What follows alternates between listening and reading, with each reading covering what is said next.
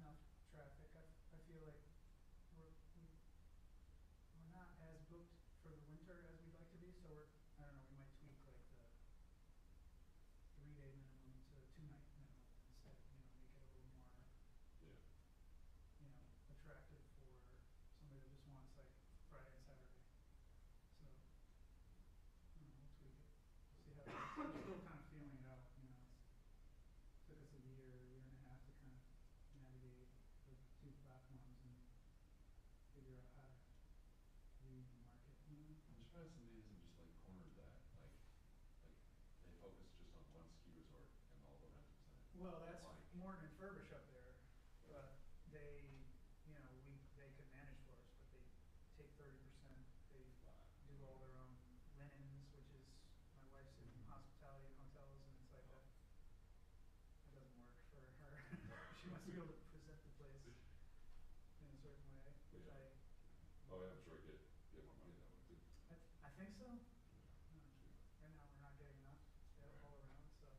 Yeah. And that's how Florida does the same thing, but Yeah. the whole like subdivision, because it's all snowbirds, they like have this pool where they have one management and there's like 100 houses in that thing. Wow. So one manager managing group. So if you dump your property into the group, you book out when you're going to be there, and then the rest of the year everybody splits it. So if there's one house that's vacant, but the other one fills, everybody gets a cut of everybody's instead of individually. Wow. So overall they make out better. That's interesting. Yeah. Cool. Florida. Oh yeah, he's got a Class A RV and he just travels around and goes to festivals all the time. So it's more of just something he got during COVID because he couldn't travel around. Wow. Yeah. Very cool. Yeah. So guys, we're rolling. Mr. Van Kuren wanted us to Oh my goodness! start. I almost fell backwards. Oh, hi guys. Sorry. What an entrance. God. Starting the street. Typical Taylor fashion. Just in How are you case, doing? there's been a couple of nights where we've had some weird problems. So tired. One of those was a network thing, which had nothing to do with Tired, but good. I think let me just stick to it. but yeah, we're ready. So She do that too. I was putting the seat up because people that are too young to see that. Yeah.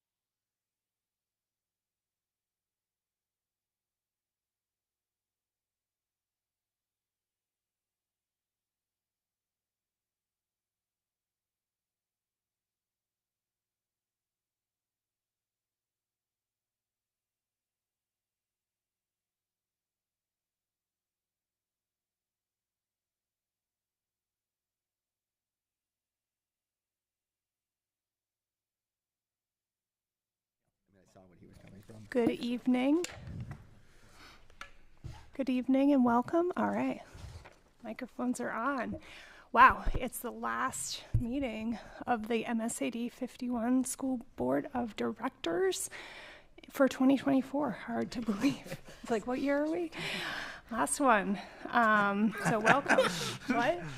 I was like, is it not? Do you want another one this year, or are we good? Your just emphasis on it's the last one. What As if it what was- a has been year! exhausting What a enough. year, right? And we actually do have some changes to the agenda tonight. I think as the holiday season, people tend to get sick. I hope everyone gets healthy again in time for the holidays. So we do not have a recognition highlight this evening. Unfortunately, Julie is out. So that moves us right along to our approval of minutes. Can I have a motion to approve the minutes of the December 5th, 2024 meeting, please? So moved. Thank you, Sean. Can I have a second? Second. Christina, great. Any comments or questions? All right, all in favor? Great, it's unanimous. So now we're going to move to public comment. The board welcomes and recognizes the value of public comment. To ensure public comment is fair and orderly, we follow procedures in our board policy, BEDH. We ask that speakers use the designated podium when making their comments. Our comments are limited to 3 minutes per speaker, and a clock will be visible. If you wish to speak, please state your name and town of residence before beginning your remarks. Residents are welcomed, and as a reminder, public comment is not a time for discussion, Q&A, or debate between the board and the speakers. Lastly, please keep comments respectful. So I would like to welcome anybody here for public comment.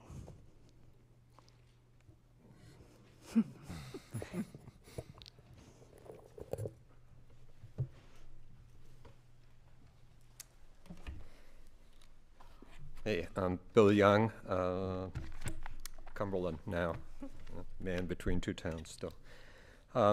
So good evening. Based on, I'm going to do my best as a public speaker. I'm not that great at it, honestly.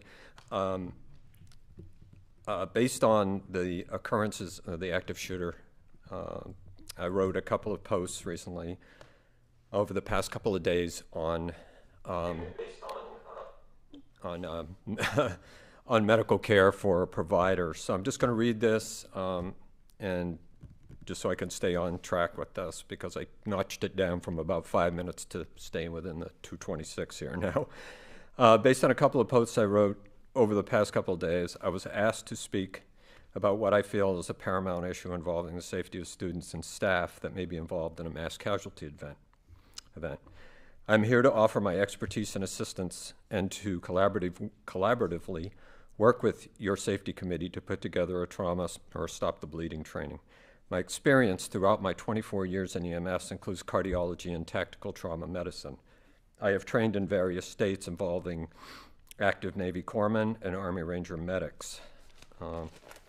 In New York, I was trained in dignitary protection and was chosen to train and deploy to Afghanistan, but family came first because of the deployment length. In Virginia, I was trained by Ranger medics. It was a very daunting course, to say the least. I was chosen to go to SEER school in Rangeley, which was daunting in itself, but throughout it, I became a much better provider and learned a lot and have taught a lot about it. I brought this knowledge to the department, town, and school department where I worked full-time. There we put together active shooter scenarios, and I trained teachers and staff in trauma and wound care. I'm sure that putting together a program that can teach both function and mindset would save lives in the event of an incident. I feel it is always good to include members of the community that may also offer some valuable insight. And I know you don't do any questions or anything in my time here, but I just want to thank you. And like I said, if there's anything I can offer, I would be glad to be a part of it. I've been at this for a long time. So thank you very much for your time. Have a great holiday. Thank you, Bill. Appreciate it. All right. Is there anyone else here for public comment? Okay, thank you. So now we're going to move to presentations. I am going to swap the order of the presentations, and we're going to start with the French exchange. Welcome, Kim and Taylor. Thank you.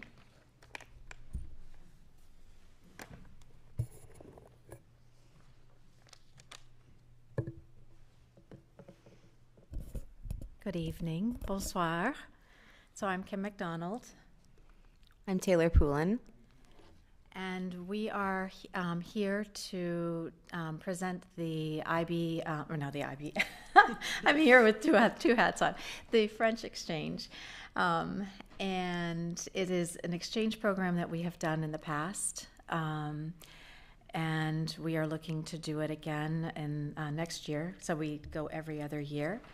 And we're actually looking to do the French exchange with a new school. This is the same school that we actually brought forth to you a few weeks back, where it was a one-to-one exchange. And this would actually be for a group of students, from 15 to 20 students, to spend 2 weeks at this same school that we are establishing this new relationship with.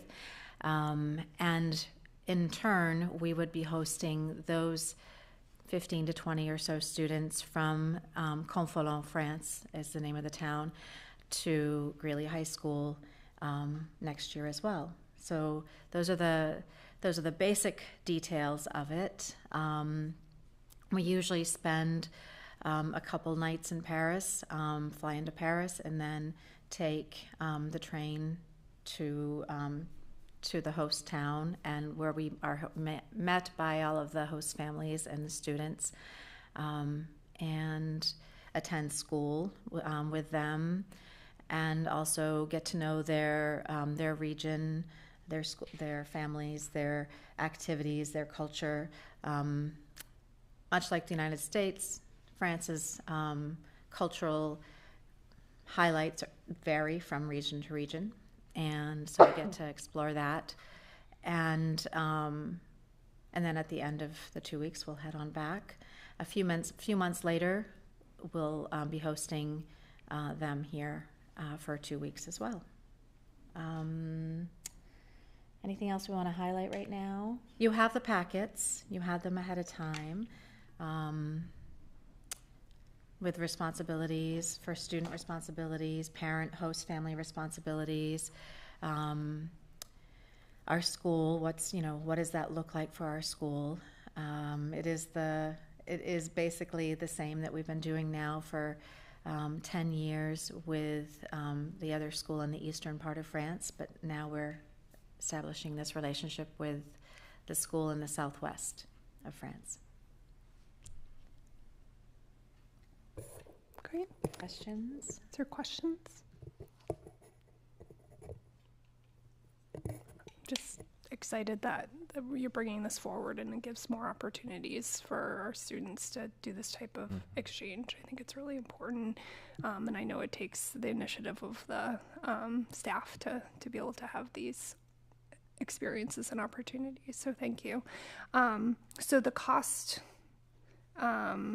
I know we've reviewed a couple of these types of trips, and while this is an exchange, it seems like it's a little less expensive than some of, I think we recently reviewed the 8th grade trip, which was more expensive than this. Yeah. I'm assuming this is a little less because there's savings when there's an exchange program versus just the travel experience. Exactly. Yeah. So the costs that are covered are the flight, the visit in Paris, the hotel, the food, the excursion, the sites in Paris, and the train down to the city where the school is, and then the reverse of that transportation.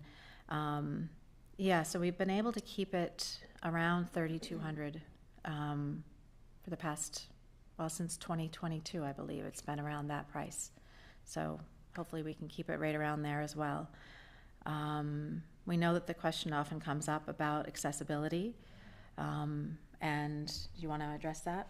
Yeah, sure. So we would both be willing to work with students and families with fundraising. We haven't had any families ask about that before, but we are very willing to explore different options for fundraising. Great. Any other questions? Is it open to all the 10th, 11th, and 12th that take French, or any students who don't take French? They really do need a proficiency in French to stay with the host families. Not all host families speak English. And it is typically 10th, 11th, and 12th. We have taken a few 9th graders on occasion.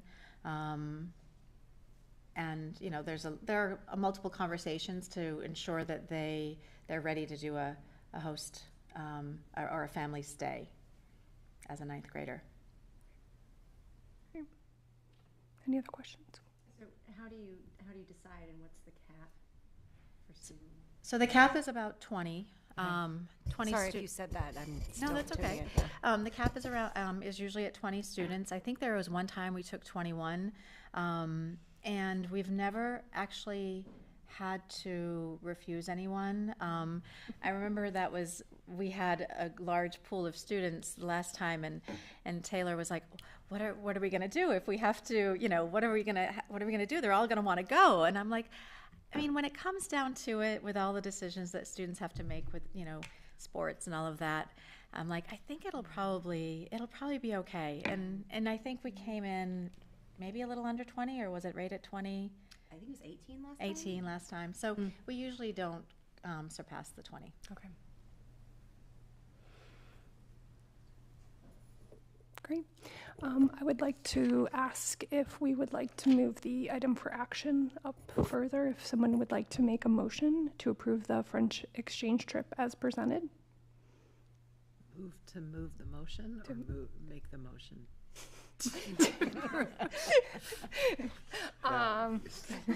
Do I need a motion to move an item for action, or just the motion for the action? No, that's your prerogative, actually. Okay.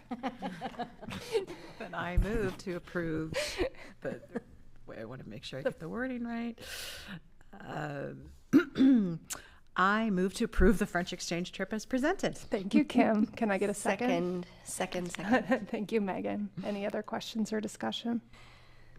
Great. All in favor? Great. It's unanimous. Thank you. Thank you very much. Great. Thank you. And Kim, you don't need to go anywhere. Merci. Oh, okay, fine. So the next presentation is by our wonderful Madam McDonald for the IB program.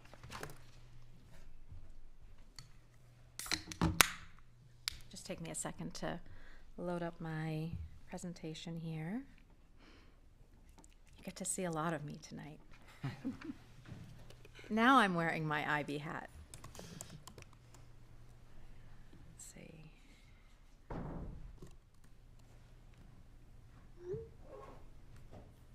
Oh, I don't have to enter a code. All right.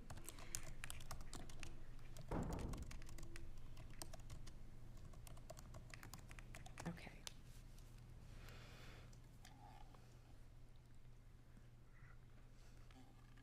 Okay, here we go.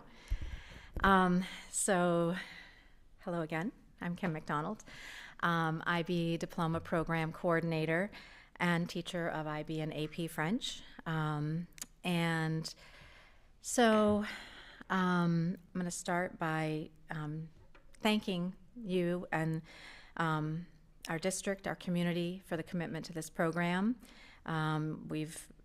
We've been an IB World School since 2009, and the students find great success in the International Baccalaureate program, and our teachers receive training by the IB to ensure that the IB's strict standards of teaching and learning are upheld, and the IB program has become a part of our identity here, and we want to thank you for supporting it all for all these years.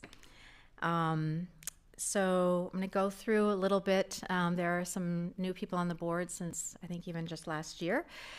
So what is an IB education? So the IB program turned 55 in 2023, and the mission encompasses the IB mission encompasses its goals from inception to create a better and more peaceful world through intercultural understanding and respect. The IB works with schools, governments, international organizations to develop challenging programs of international education and rigorous assessment. And the ultimate aim is to encourage students to become active, compassionate, lifelong learners who understand others and their perspectives.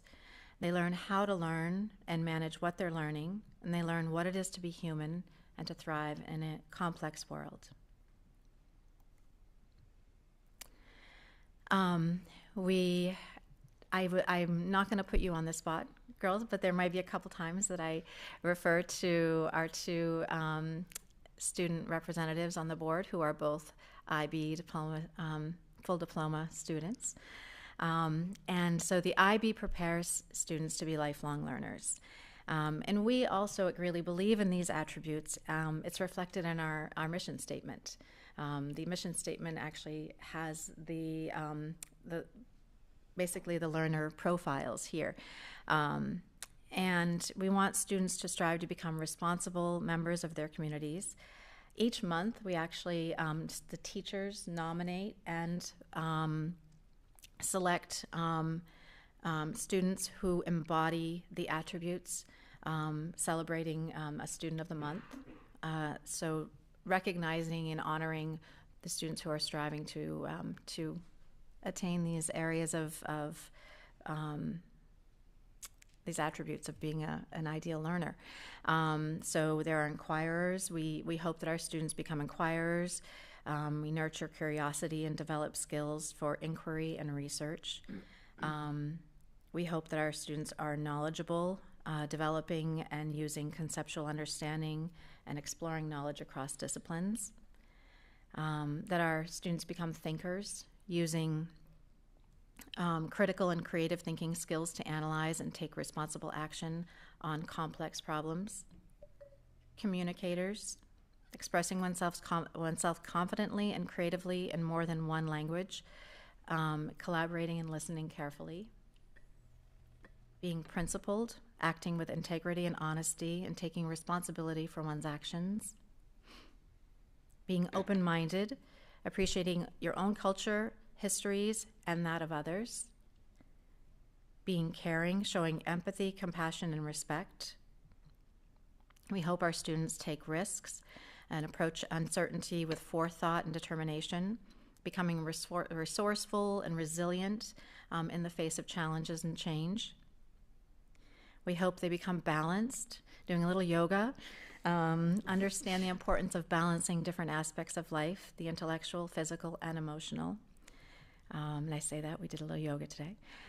Reflective, consider the world and your own ideas and experience thoughtfully. So those are what the IB and also our Greeley mission hope that our students are working toward when they graduate. And I think that most of these are lifelong for all of us. I often talk about what are the ones that I feel good about, but others that I'm still working on. So that's the IB learner profile.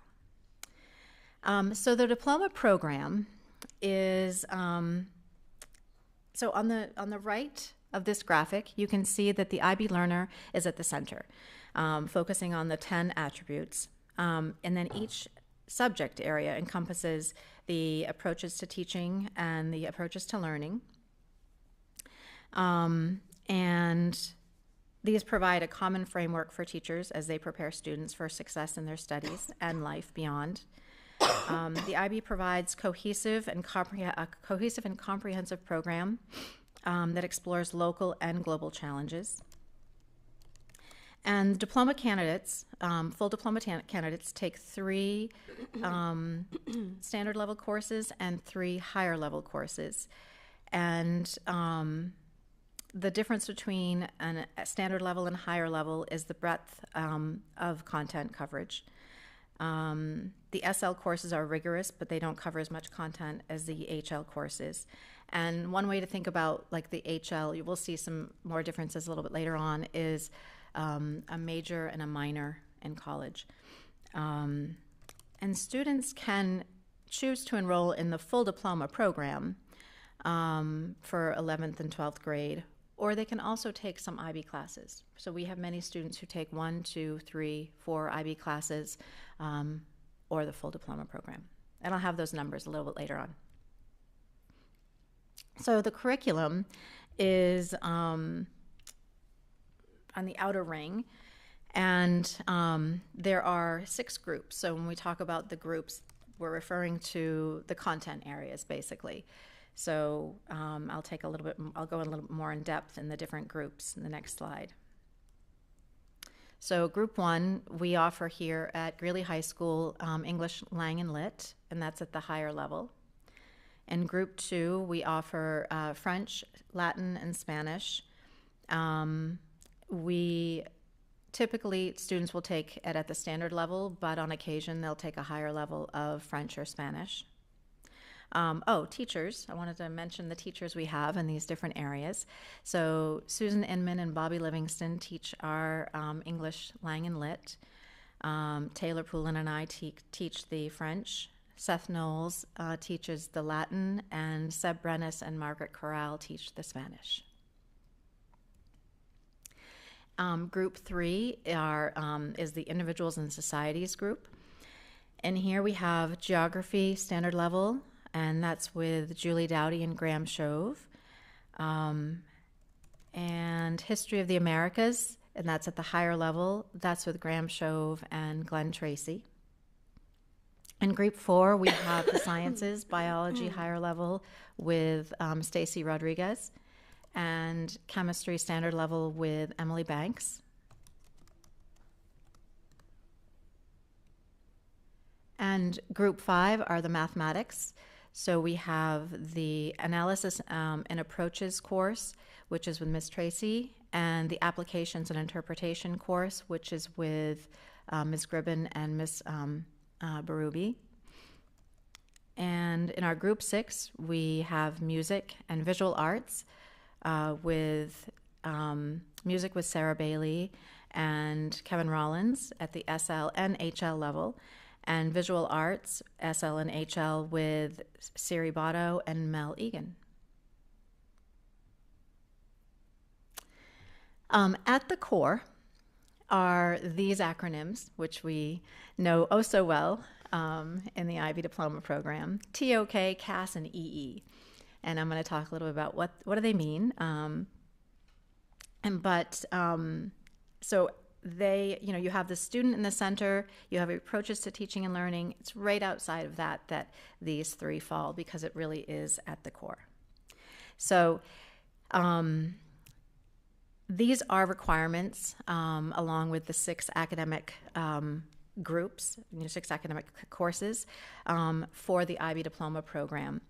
And they support and are supported by their academic disciplines. Theory of Knowledge is an additional class, and the 2 other components are completed outside of the school day, but we have support throughout the school day for the Creativity Activity Service and the extended essay. So you see that Theory of Knowledge is with Rich Taylor. Creativity Activity Service, Jen Giuliano is the coordinator, and Heather Perkinson is the coordinator for the extended essay. And the, let's see. So TOK is an interdisciplinary course, and it's designed to help students question and understand how they know what they know. It explores questions about knowledge and the process of knowing. It emphasizes comparisons, connections between areas of knowledge, and it encourages students to become more aware of their own perspectives and that of others. Creativity Activity Service. It's a monthly activity outside of the classroom. Activities are mindful, experiential learning components. Maybe original or interpretive product or performance for creativity. A physical exertion, contributing to a healthy lifestyle with activity. or collaboration with the community in response to an authentic need in the service. And then the extended essay is choosing a topic of interest, and the students get really familiar with that topic, and sometimes they say, I'm just not quite as interested in this topic as the months and months progress, but hopefully it's a topic of interest when they start it, because they will have to spend quite a bit of time with this topic. It's a 4,000-word essay, and it's doing personal research based on that question, that research question, and communicating the research and your ideas effectively. So when it comes down to the diploma, the 6 courses and theory of knowledge and the extended essay go into the 45 possible points for the diploma program. So as IB teachers, our goal is to collaborate and connect on interdisciplinary themes and units. And last year we started this annual theme where we would sit down as teachers and discuss how this theme connects and is spread throughout all of the content areas. Last year was food for thought. This year is growth. And so within the various subject groups, we're highlighting the challenges and the potential for personal, social, and intellectual development within these areas. Just a couple examples might be exploring growth through adversity, often reflecting hope amid cynicism, or examining social and cultural growth, as well as the difference between static and dynamic characters. That's in English. So there's a lot of opportunity to discuss the topic of the theme of growth. In the languages, focusing on identity, exploring how individual development is shaped by pivotal life experiences, transformation, in some cases by scientific and technological progress. And an example in math, examining models of population and financial growth, exponential growth, growth with exposure to sunlight. So it was a way for us to be talking on a similar curricular topic that we don't always have time to do. So a meaningful way to address our interdisciplinary goal. So here are the school stats from last year and this coming year. So for this coming May, we have 91 registered candidates in this session. That means students taking at least one IB course. 91 out of a senior class of 160, maybe around there. So it's a pretty good percentage of our students are taking at least one IB class in the senior class. 11 diploma candidates. The subject exams in the session are 226. So that's the total number of exams that, or classes for which I registered students for the exams. Average points obtained in May of 2024 were 32 out of 45. So 45 being the highest you can score. You actually can get your diploma with 24 points. That's the minimum. And the highest points awarded were 38 out of 45. Average grade, 5.02 out of 7. That's for all of the students last year. And the highest grade of 7 out of 7 was achieved in 3 subject areas, and 57% of the students received a grade of 5 or higher on their exams. So 7 is the top score that a student can receive for an IB course. And these are the school stats for since 2018. We're seeing somewhat consistent diploma candidates around 10, 11. with some dips here and there. And the 200, 225 mark seems to be probably the average over the years for the number of subject entry exams.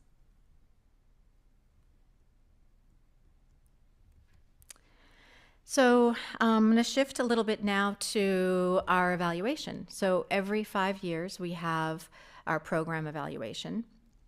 And our next one is coming up in 2026. I'll have the dates in the next slide, I believe. Yep. And so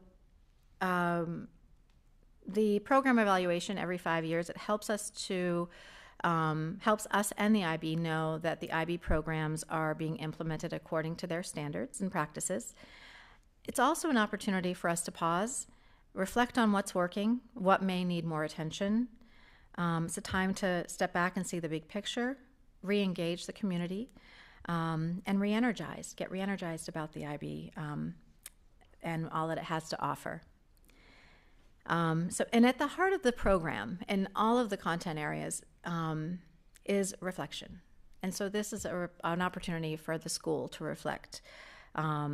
Just as, reflecting helps students become better learners.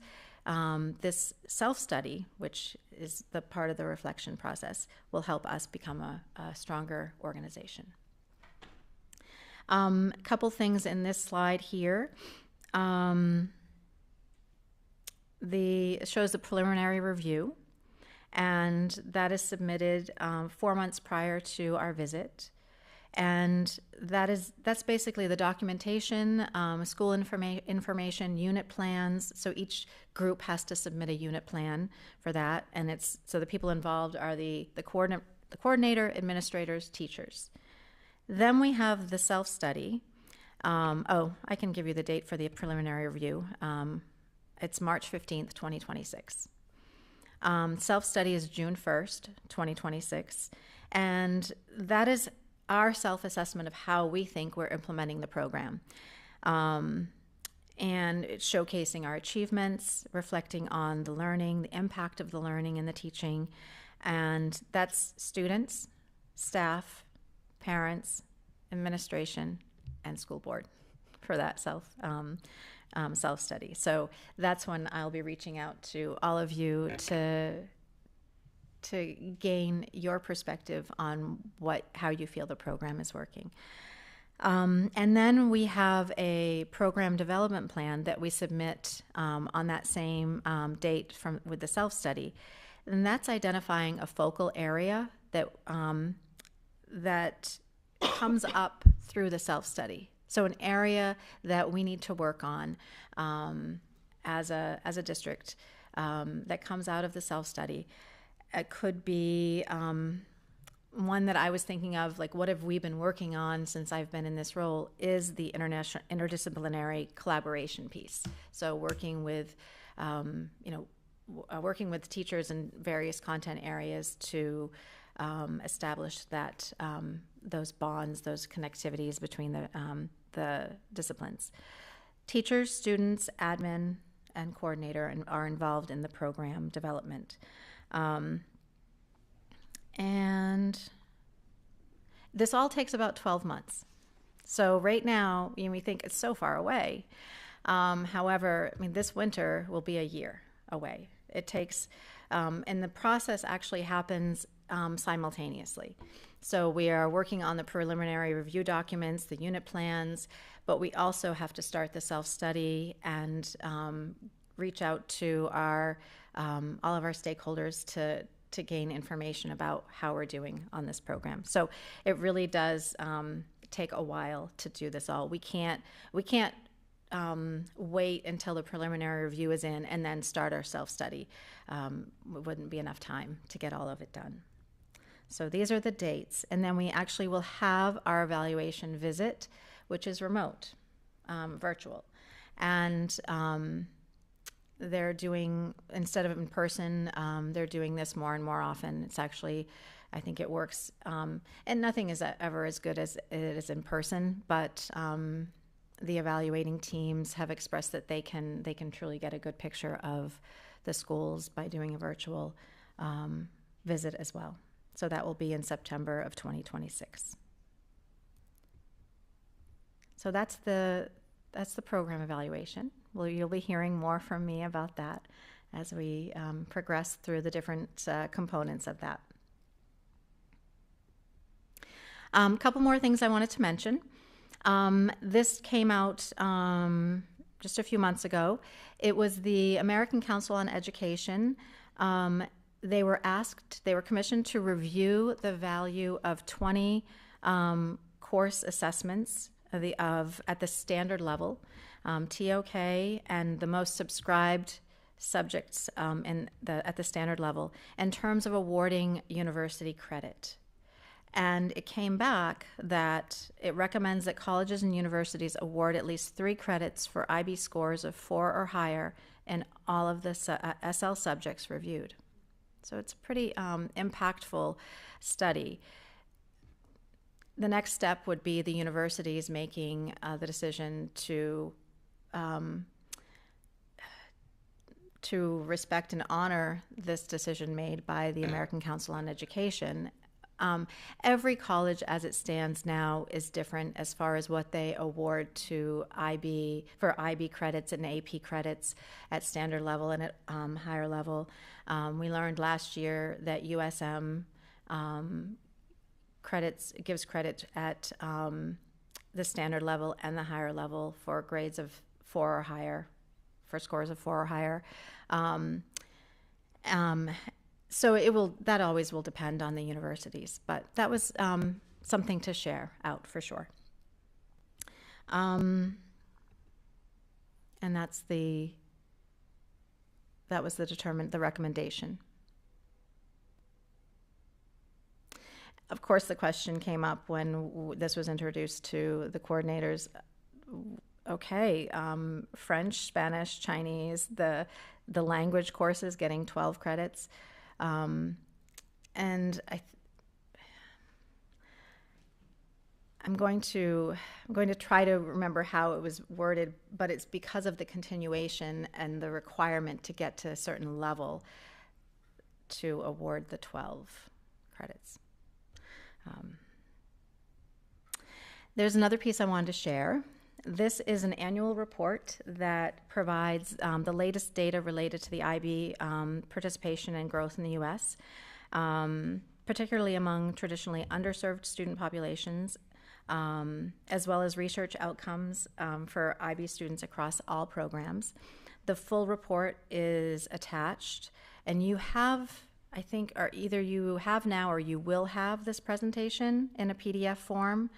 And I'm hoping the links work if you're interested in looking at the full report. I checked them multiple times. Hopefully they work.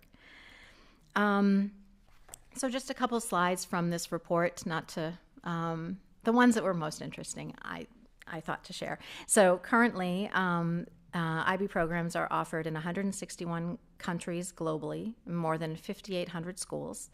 The United States currently has the largest number of schools and programs of any country, currently offered in 48 U.S. states and Washington, D.C., and 89% of these IB World schools are public schools. So we have 4 in the state of Maine. You can see the Florida, California, the mid-Atlantic states. And these statistics I thought were worthy of sharing. Recent research demonstrates the benefits of participating in the DP, the diploma program, for success in higher education. DP graduates show higher enrollment, persistence, and graduation rates than the U.S. national average. So you can see the line. I don't know if my cursor is going to show. Yeah, it does. You can see this is the line across is the national average. The dark is all DP graduates.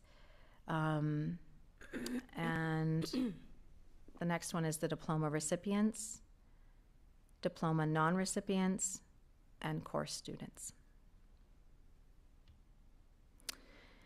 There are figures around how many I don't have them though. How many diploma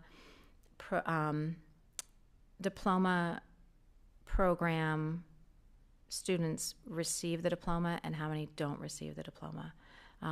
We at Greeley have a very high rate of achievement of the diploma, but that's not always the case in all schools. Some schools are IB for all, meaning every student is going to be a diploma program candidate.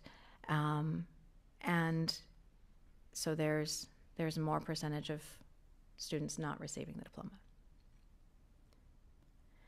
And I am almost done, but I wanted to add here reflections from some of our alumni. So a recent grad, the IB prepared me for college by teaching me how to manage my time, how to balance a multitude of different activities, classes, and my personal life. IB is not made to be able to cram all night and pass or do assignments last minute. So that was her reflection.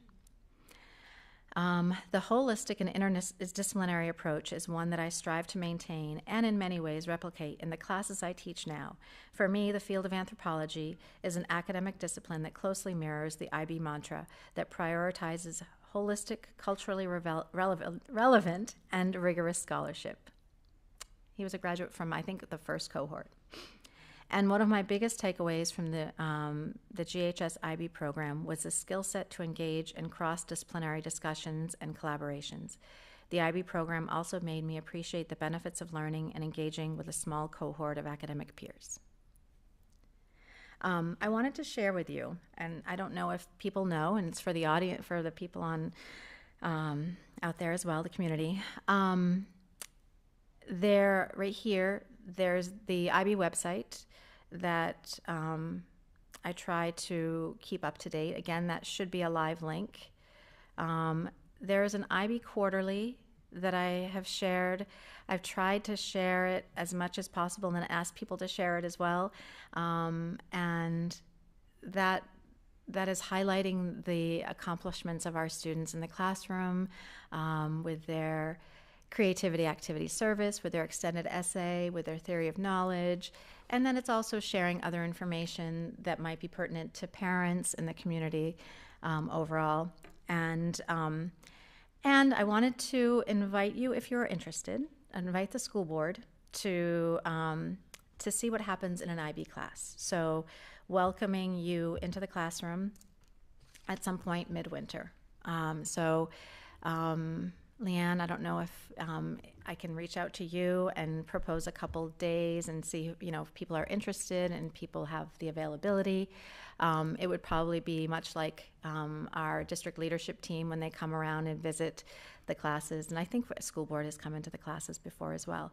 But I thought that it might be a good opportunity for you to see what IB classes are about. And I am done. Thank you. Thank you again for all of your support in this community. Great, thank you. Not to put our students on the spot, but I believe both of you participate in the program. Is there anything you'd like to add about why you chose to do it and any of your experience? I feel like my heart was set on it since freshman year, and I found out that it was something that I could do. But I think especially at the end of junior year, I realized that the people in the full IB program, I've become closer with a lot of them than I have to my friends that aren't in the program. And I think you're close to them in a different way because they all understand what you're going through at the same time, but you're constantly surrounded by people who are doing it because they want to learn. And that has being in classes that I wouldn't have necessarily chosen to take unless I had to do it to get the requirements like history and art. You're really surrounded by people who take those classes because they want to and because they're interested in it. And I think that's what I see, and that's what makes it really meaningful to me. So great. And are you a full? Yeah, we both are. Yeah, you both are. Katie, anything to add? Yeah, so I've noticed already, among my peers, I think there's probably 6 of us for my class enrolled in the full diploma program, and already people are just so excited to learn, and every time we get new like units and get into new conversations. The second we like sit down in advisory, Madame can't get us to stop talking because all we want to talk about is like the seminar we had last period and how it went and how everyone did and the presentations and how awesome everyone did with the new, like everything. I think it's just like really enriching, and I was initially drawn to it by like the more like circular, like well-rounded learner type idea that IB has, and just the amount of people that I had talked to that had done the program that told us that you just are so much better prepared for college once you step outside of your like extremely rigorous 6-course curriculum and you like go, and it's just so much easier, and you're ready for that even harder schedule on your own time. And that was what brought me to it. We had one of the IB diploma, well, she got it. She's not a candidate anymore, but who graduated last year, and she came into the library today, and she saw me and it was Layla, and she came in and she was like, college is so easy, and she's at Northeastern, so like it really shouldn't be that easy, but she was like talking about how well it prepared her and how like you have to learn to not cram things, and being able to like continue that, it like college is so much easier from what I've heard from people, which feels nice. Thank you for sharing your experience. Questions? I have a question. How do you get the word out to people? Like, it sounds like you sort of knew people who were doing it, but how do you learn about it, or how do you sort of bring students in? So I've been working on that. That's been a goal of mine, to get the word out with the, we have three different meetings with parents and students that we advertise. We also meet with advisory with the 9th and 10th grade students for the student perspective on the program. The parent meetings are for the whole community and the families to know about it. I've gone down to the 8th grade to talk with them about it, to get their, get the knowledge out there. And try to reach out into the community with the newsletter. And anything that I can be celebrating along the way in any community outreach. So trying to get the word out. But there are still students who say, I don't know what the IB is, or a teacher who says, I don't know what the IB is. And so I'm like, okay, all right, here, good. I'm going to write this on my list of things to do. I'm going to get out there and still try to inform about the program. And there is so much to the program that even when I do present, even tonight, for example, I mean, this is the general information. I'm going to talk differently when I'm talking to students about it. But there is so much to the program that it takes a while to really to understand all of the aspects of it. I have one question about curriculum. Mm-hmm. Civics, is that incorporated like holistically throughout it, or is it focused in the history part, or where do they learn more about civics and engagement and such? I'm trying to think. Well, in the language courses, we do address civics to some degree when we're talking about. And I guess when you're asking about civics, are there certain parts of civics that you're thinking about, like government? Yeah, and different kinds of government, involvement in government, responsibilities. Yeah. Actually, Katie wants to answer that. So far, Greeley offers a certain number of IB classes that we can take in person, and then additionally, if you have a class that you want to take that's not offered in person, you can take it online through a separate kind of organization. And I know there's a class called Global Politics that isn't offered in person at Greeley, but some people take. But I feel in the 3 months that I've been a diploma candidate that I've learned a lot about different types of governments, especially in my history class, and you really like go into the all sorts of different countries, empires, everything, and I feel more educated than I have been in that. So I also think that like there's a select number of kids who take IB history, and it's normally through like process of elimination because it's known that there's a lot of homework. But I like in English classes, whenever we look at books from different cultures and stuff like that, government and that type of thing is really ingrained in it. And then I think in the language classes, we do learn a lot about it. And I think that's mainly where it comes from. I don't know about geo because I don't take geo, but I think that even if you don't take history, you do still get, because it's global, you know. Great. So That's good to hear. Okay. Yeah. Thank you. Yeah, you're welcome. Well, thank you for this. I have a couple questions, but first I would just want to say, like, the way that you framed this from the introduction all the way through, like, the whole student life cycle and the impact throughout college, I really appreciate just that look, because I kept being like, okay, yeah, but what about college? And then you got to that point. So that was really great.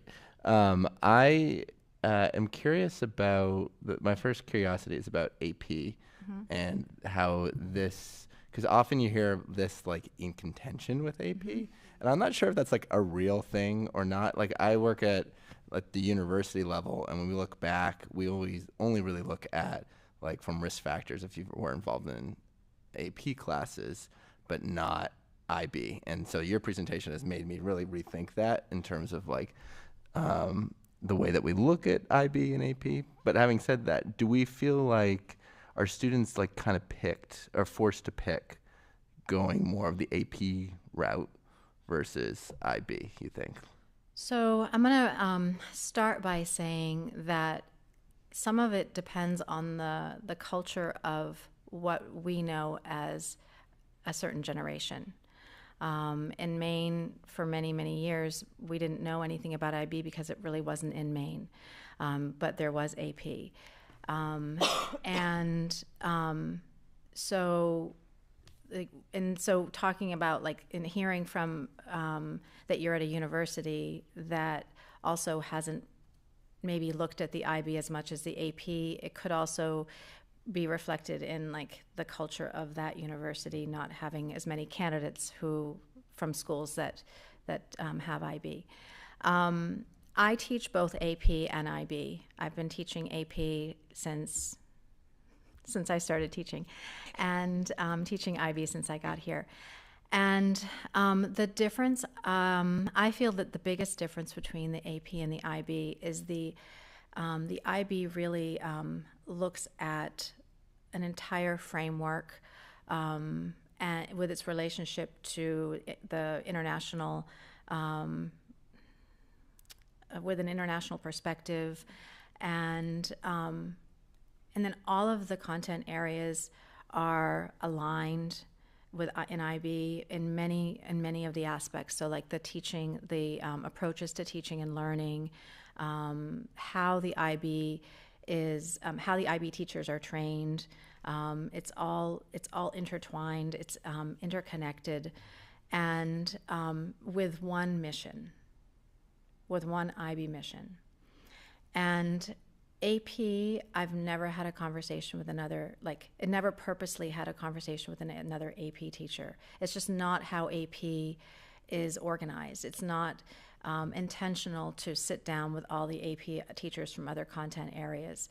So AP, and as far as rigor goes, the IB, HL for sure, and the AP are equally rigorous.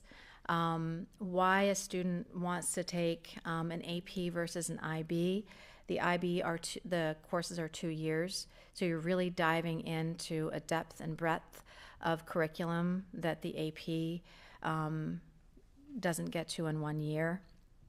And looking at that, the IB looking at the international perspective and the interconnectedness with all of the other IB content areas. We talked about the standard level courses. Typically, a standard level course is a little less rigorous but not necessarily. There are some SL courses we have at the high school that are still pretty rigorous, and they're nodding their head over there. Oh yeah, you know. As far as like the courses, AP and IB courses, have been looked at with regard to weight, like a weighted grade GPA, and they're all the same, AP and IB, because there is a similar rigor to them. The assessment, I think the assessment for me personally in the languages, that's where I can speak to most accurately. The IB assessments, there are 3 different assessments over a period of 2 days in May and another one in March. And those assessments, there's some choice involved in IB assessment. It also is broken up so that there are multiple opportunities to show your skills and knowledge with the assessments. And the AP, it is a one day assessing all of the skills. Basically, with a language, it's communicative skills. They're all the same communicative skills, but the exams are made a little bit differently, different types of texts. The AP exam is sometimes harder because you're having to focus for the 4 hours of the exam on all those different skills. So, I mean, that's a little bit to talk, what I can talk to as far as the differences between the AP and the IB. Well, I'm glad they're looking at the college credit aspect of it, because I imagine people who have less access to it have to be like, I need to take AP to have a chance at like reducing the burden in college. I think that's a big deal. So I'm excited about that. One last question is just on, so it's good to see like the college data here. Do we have any sense, like, is our persistence in graduation numbers different for those students? I know they're probably of a higher, like I would say that, I'll frame it differently. Yeah. Do we have any sense of where like our students who participate in these programs, and if they persist at a better rate than if they don't, right? Like, if that's kind of one of the goals and focuses, I'd be shocked if not, just based off like the non-cognitive skills that you build throughout IB. But just curious if we've ever done an analysis on that. I don't think we have a lot of data. We know how many of our students graduate and go on to 4-year colleges, 2-year colleges, or workforce. I don't know if I don't know what the data is, if we have much on persistence and persistence rates. You hear anecdotally that a student might have transferred and that sort of thing, but I don't know. Jeff, do you know if we have much data on that? No, we don't. Yeah. And I would like to be able to say, yes, we have this data, but I don't think, for a while, we weren't even able to connect with our alumni consistently. Emails change, phone numbers change, and it was hard to know, where they were once they graduated. But It'd be good to have, because I bet you the data is really good, and I think the community would really see the value out of it. I'd be really shocked if it weren't really good. So, yeah. All right. Thank you. Yeah, you're welcome. Yeah, I'm assuming hearing, anecdotally about how well kids feel prepared, that helps with continuing persistence. So, other questions? I know Megan mentioned how you get the word out, but also, what do you think, versus the amount of people or students that enroll in it, what do you think the limiting factor is that makes some students that might be on the edge of it shy to the program? And do you think there's anything that you guys have examined or have any insight into how to increase those numbers? Because it seems like there's a great benefit to in part of the program. So one barrier that I think is perceived is the difficulty of an IB course, and that it might not be accessible to all students. And that's where I really disagree. I mean, there are some content areas that might be more difficult than, like some IB classes that it might be more difficult, might have certain prerequisites. But the IB is really, from inception, it's really meant to be accessible to all students. In fact, they have a very comprehensive access and inclusion policy. You'll often hear me talk about, ever since I started teaching IB, I would encourage anyone who wanted to continue with the language and wanted to push themselves to do the IB French curriculum. And I had students who, I definitely had the bell curve of results, but I was okay with it because I knew that that student was going into the course wanting to push themselves, and they did it. And I'm not out there to get how all my students to get 7s. If they're experiencing the curriculum, that's a win. So I think that's one of the bigger barriers is perception that all IB courses are for the honors level students and higher, and I would disagree. And I think that I think there are many courses that can be accessible to any student who's wanting. And what I would always say to my students, if you're willing to put in the work. So the work ethic is what it comes down to. I remember having a very similar conversation with Madame McDonald not that many months ago, when I was kind of curious on whether or not I thought I could do it, and I was nervous, but the general consensus that you get from like teachers all over the school is like, if you're on the fence about doing it, do it. Because if you think you might be able to do it, you can do it. Mm-hmm. And like, it might sound scary at first, but then like you jump in and it's all like, you really learn as you go. And it's not ever like, oh, you're not sure if you can do it, maybe you shouldn't then. But everyone's like, you should do it, try your best. And I think that's like the general IB like kind of feeling. I have a question. Do others have questions? So scoring a 4 or higher, that's what gets the potential college credits. Is that correct? Potentially, some might be 5 or higher. It really depends on the college. Just like with the APs, the scores of 4s or 5s, but sometimes 3s. I mean, it really does depend. And actually, there are schools that don't accept any IB or AP. Right. So, it really is all over the. And I think if you do want to go to school internationally, it is really nice because sometimes it's much more recognized being an international program. Are most schools just the junior and senior year, or there's full? Yeah, that's actually the diploma program. So you might hear sometimes schools talking about a pre-IB, but it really actually there's nothing that is formally pre-IB. It's just that the school has wanted to establish courses that will prepare the students for the IB, but the IB diploma program is always for 11th and 12th graders. On occasion, there might be a 10th grader who starts the trajectory of a certain course, but no exams can be taken prior to 11th year. Okay, that's helpful. Do others have questions? I just had a comment. Madame and I go way back. I just want to say I really appreciate that the opportunity has shifted to be able to just take 1 or 2 classes versus the origination was full IB only. And it was such a heavy duty commitment. And it was really scary because it was really new. Yeah. And it was bigger and bigger and bigger. And there was a lot of stress around those classes. So I really appreciate that, there's the opportunity to take a few. Mm-hmm.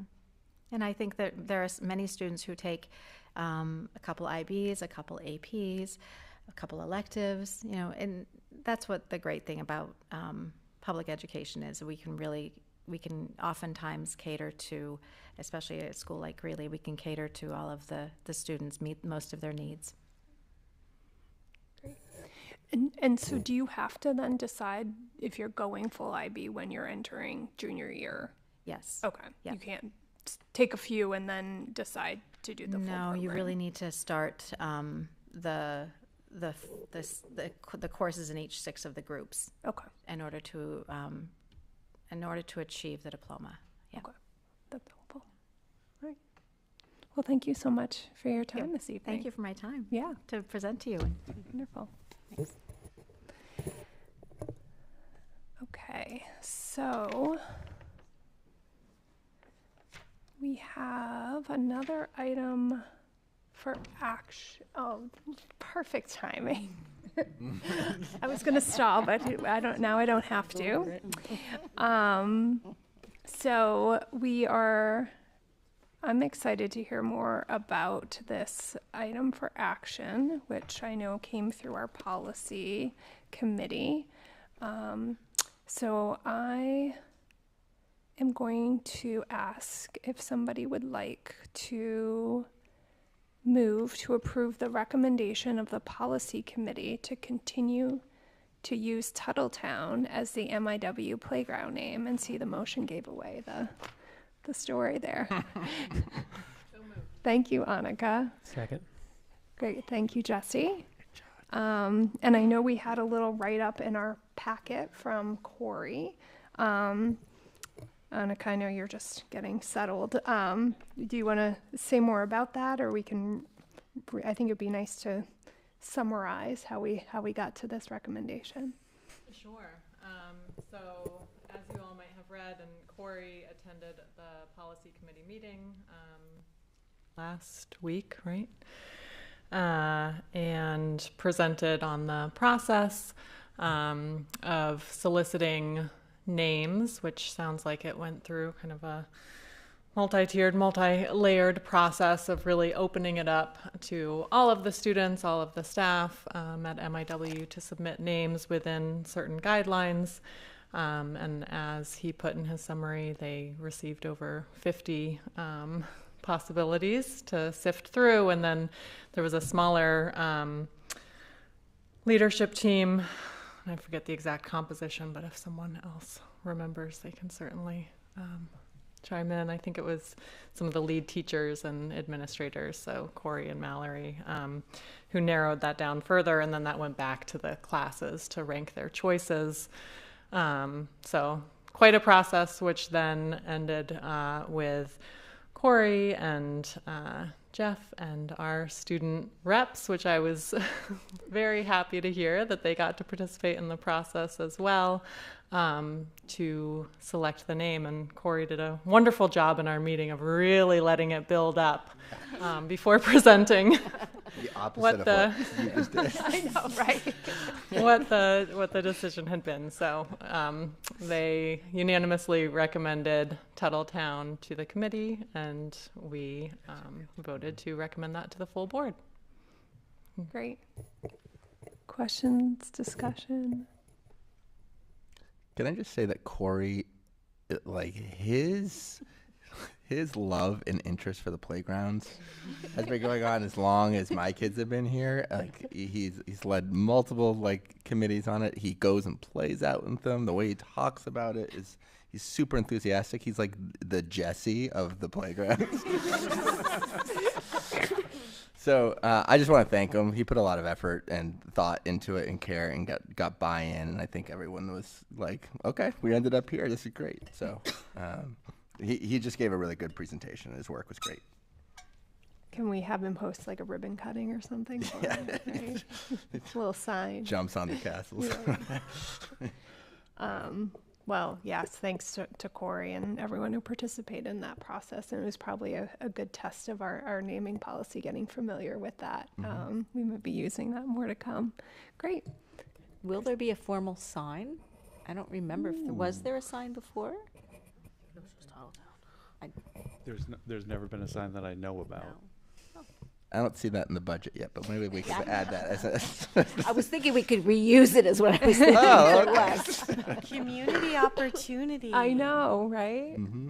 I think we should be able to. There's some great woodworkers in our community or with our students. Actually, I don't we know. have a class of students that actually could do that. That just reminded me. Yeah, let's get on that. That would be We do have a fun. class 'Cause that can do I'm that. sure That's a good some one. of them played Mhm. at Tuttletown. Cool. Great. Any other questions, discussion? All in favor of accepting Tuttletown? Great. Unanimous. Thank you. Okay. So now we are on to our superintendent's report. Yes, a couple of comments before the superintendent's report. One is that Tuttletown, I think, has been a tradition for a long time. And so one of the things is, even if we renamed Tuttletown to a different name, everybody would call it Tuttletown. So it's always going to be Tuttletown.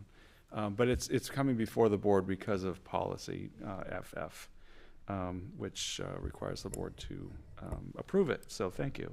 And then the other one was the IB program. I just wanted to, Kim left already, but I just wanted to thank Kim and all of the teachers in the IB program. The IB program has been here for about 15 years or so. And Kim is doing an amazing job as the coordinator. She's a great ambassador for the program, and just really appreciate her leadership of the IB program. So I just wanted to make sure I said that. Mabel I. Wilson, big push right now is kindergarten, actually, in pre-K for next year. So kindergarten will be coming out soon. We've already started advertising for the pre-K, call it the pre-K lottery for 2025-26. I know that we used to do this a lot later in the school year, and it was a little bit disconnecting for families and for providers, private providers. So trying to do this earlier and getting this solidified was feedback we got years ago. So we're already starting to look at pre-K for the next year, believe it or not. Greeley Middle School 4-5, they had a social emotional learning theme of kindness for the month of December, and did a lot of the classes, and students decorated different parts of the 4-5 area. Spirit Week at GMS 6-8, actually 4-8, I should say. It's 4-8. So it's they celebrated different days, and I don't know if this was actually, this was today. Wacky Wednesday. Sorry, I was thinking it was yesterday. This is Thursday. I've been like yesterday, that all week. It's okay. Wacky Wednesday. So this was yesterday. And so there's some staff in the office that dressed up. We had today, staff were dressing up as students, and students were dressing up as staff. So as you can see, we have all kinds of different features here in Spirit Week. So a lot of fun going on at GMS 6-8. First trimester, also at 6-8, students celebrated many successes from their first trimester, variety of games, challenges, and fun activities. See any familiar faces? Greeley High School, amazing performances for the winter chorus and band concerts this month. Also Greeley High School, a Spanish immersion trip to New York City. That was actually, I think, last weekend for high school seniors. We had a group that went to New York City. They do that most years. Are you in there, Sophie? I take French. Oh, I am sorry, not. yeah. I am not in there. And as we often find at the high school, they also recognize students on a monthly basis. We don't always recognize them in the superintendent's report, but Melissa slipped this one right through, so it's good. So these are your students of the month at the high school this month. So congratulations to all the students that are recognized throughout the year. And Rangers Rock Edition in October, the Active Minds Cal Cares Club transformed a space at GMS, their first Hope Garden. And actually, I was talking to one of our neighbors who lives right next to the high school yesterday about that, and she wasn't aware that they had planted that. We were talking about just the aesthetics of the high school grounds and everything, and she was very excited to hear that the students had planted those. Can't wait to see those come up in the spring. Winter sports are underway, lots of activity. Winter break is a big time for athletic contests, so this will be a busy time for students during the upcoming break. Main Street widening. The planning board was held this week, was the first pass at the site plan that the planning board got. And there was a good presentation by our architects and engineers at the meeting. A lot of public comment. There was a couple of comments, many comments, I should say, specifically about parking and then the widening of the potential widening of Main Street with slip lanes. And so we are holding a meeting that will be on January 6th. It will actually be a walking meeting. It's open to the public. It will include our civil engineer, our landscape architect. The town manager will be attending. The police chief will be attending. I will be attending. And it's open specifically to neighbors who are right around the campus, but certainly open to anyone in the public to attend. And the big question is the widening of Main Street, slip lanes on Main Street and Tuttle Road, which are not being, I shouldn't say they're being proposed, they're just discussion points right now. But those will be topics, and we'll be listening. And a lot of the Department of Transportation will be holding a meeting this winter with the SAD in the town, and a lot of the weight of this decision as to whether or not slip lanes are needed on Main Street and Tuttle Road comes from the town of Cumberland. So that's why we've invited the town manager and the police chief to be in attendance and to hear some comments from the public and to just kind of weigh this in. So if any of the board members are interested in attending this, it's January 6th at 2:15. And we'll start right here in this room, and then hopefully the weather will cooperate and we'll be able to go out and walk the areas that are being looked at. Sorry, just a question.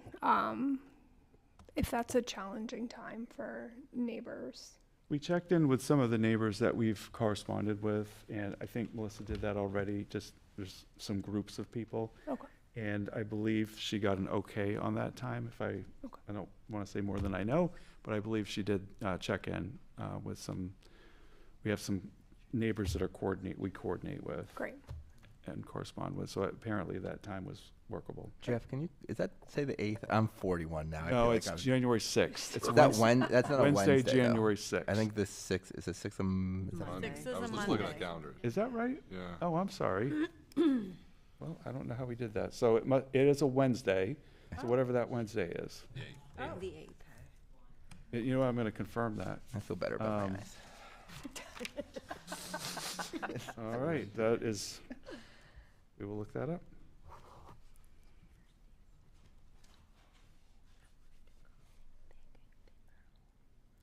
Thank you for bringing that up. All right.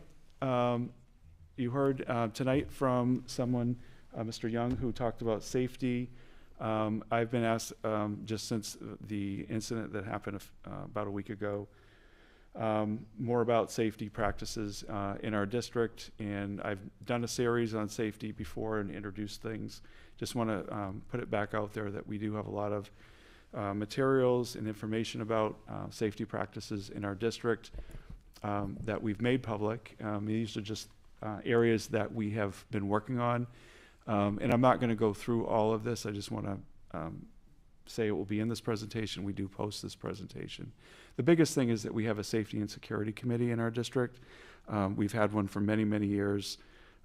This committee, includes both of our fire chiefs, both towns, the police chief in Cumberland, and our SROs, school administrators, school staff. We have representatives, about 20 people, I think, serve on the committee in one way or another. And this committee has overseen a lot of different initiatives over the years. We've worked with Homeland Security, and so those things are just kind of reminding people that we are working on a lot of things. Two things that, and actually Mr. Young mentioned this tonight, first aid kits and first aid training. That's been on the committee's list for a number of years to work on this. It's a little more complicated with the kits because it does require either making the kits or buying the kits, which is always an issue with budget and looking at those things. But there's been other areas that we've prioritized over these things. But the room numbering of exterior room numbering in our district, we have exterior doors that are numbered. We were waiting for our phone system extensions. We just bought a new phone extension throughout the district, so we wanted to make sure those were lined up. And the numbers are actually all completed. They're reflective. They'll be on every space, every room in the district. They'll be facing out for first responders. And they're vinyl numbers. We'll be putting them on this spring. We can't put them on cold windows, but we'll be putting them on this spring, and they are ready to go. They do require a lift because we have many, many rooms in our district, which you have to have a lift in order to put them on. But it has been a long-standing item with the safety committee, and I'm glad that we are going to have that completed by the end of this school year. Jeff, could I ask a quick question on Sure. that? To Mr. Young's point, like I think this committee has a lot more like legal rules around it than other committees have. Like we have many more restrictions around the participation with that. However, I mean, he brings up a good point with we benefit from the public engagement and experience in that. So how do you recommend that like that level of involvement, or like their recommendations or suggestions, or if people are interested in supporting this, if we have people in the community that could bring their expertise or knowledge, is there a method that's not necessarily within that committee, but is there something that they can do? Any recommendations? Yeah, I think the committee is very interested in getting a group of people together that can train our staff. So we always do that with Alice training. We had a group of people that were, certified basically to provide that training. We have staff in our district that can provide, are also certified first aid trainers. We have nurses that can do that. We have actually some teachers. We have a health teacher I know that is certified. So there are a bunch of people that we can also involve, but it takes a lot of people to do this. Because you're dealing with smaller groups of people, which we did with Alice. So we know that the fire department, Chief Small is on our committee, Chief Rumsey. I've talked to both of them about, the training piece that goes with first aid and how can we offer that. So I think it's just a matter of the committee saying, yes, we've got to get in this direction and make this happen. And I know the town of Cumberland has periodically offered to the community, and I think as a board member, I've gotten some of their notifications on trainings that they have offered to community members, but also open to school members as well. I think the fire department, I know has offered, I think at least a couple of our staff recently have gone to take their first aid training. And I think one of our nurses actually helped with the training, if I remember correctly, at one point. So, yes. Is there an email for that committee, or like? I'm sure I have it in like my that? email when it's come through. I've seen it, that it's been offered, different types of trainings, but this is top of mind right now. Cause I also have my own student who's going to be 16 and who's interested in doing the EMT. There's EMT trainings that you can take between you're 16 and 17. And I know he's actively looking for a course this summer, so I'm like, oh, maybe there's more kids who would even like the training. Not that it's in response to this particular thing, but if there are student interests to be trained, even our and basic students first can aid training is offered through our health classes. It's not certified for American Red Cross or whatnot, but it's a basic level first aid as well. We have student lifeguards in our pool. They are fully trained in first aid, obviously, in those pieces. But I think there's a lot more opportunity that, this has, again, been on our safety committee list. At one point, we had somebody who was coordinating it on our committee, and we just couldn't follow through with the cost and the sheer volume of getting this done. So it's something we need help in, for sure. Looks like the rec department also in the winter flyer has a community class as well. Just looking stuff. Right. Oh, great, thanks. Yeah. Can I ask another safety question really quick? When we talked about the new windows for the cafeteria and safety, are they going to be covered, glazed? Are they extra safe glass? Do you mean for the new school? No, the cafeteria. For the high school cafeteria, Yeah. so the last, I have to double check this, but the last I had checked on it. We had ordered the safety glass for the bottom part of those windows if they haven't been put on yet. Okay. So I need to double check that. And it wouldn't look any different necessarily? You wouldn't know. Okay, got it. Thank you. I will double check that. I just had a quick question. Do we have, per se, a list or a standard practice for the number of first aid certified staff and their location within buildings and things like that? Is that something that we have or have requested? It is in our emergency plan, all the staff that have been trained, whether it's Narcon, first aid, any sort of, specialized training in that area. For example, I'm Narcon trained. There's a bunch of us that are in the district, and we receive an annual refresher on that training. Yeah. We also have first aid response people that are in our plan as well. Our nurses are obviously all completely trained, but we have other staff in our buildings that are trained on first aid as well. I don't know if that answers your question, Sarah.